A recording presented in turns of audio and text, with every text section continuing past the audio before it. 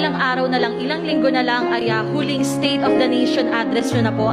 Ano ang dapat abangan ng ating mga kababayan at ano po yung mga maipagmamalaki yung legacy ng Duterte administration? Nothing.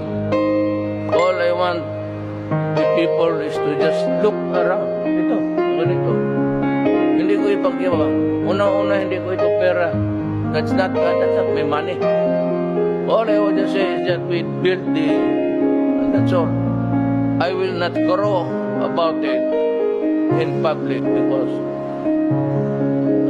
sabihin na ito, hindi mo pera yan. Bakit ka sige payabang yan?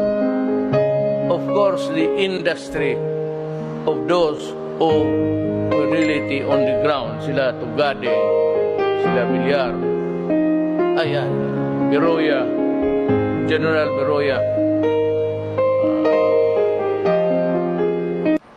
yun talaga ang nagtatrabaho.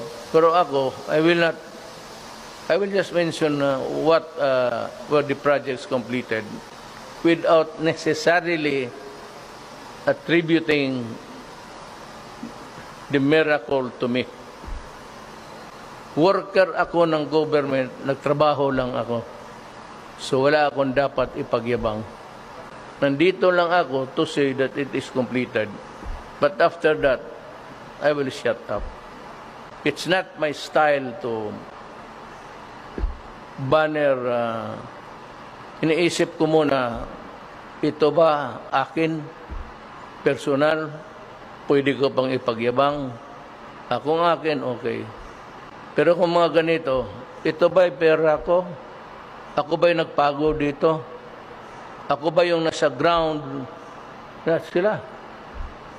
So sila ang dapat, the workers of government, especially those who are appointed and who have worked so well, yun ang dapat, the credit should go to them.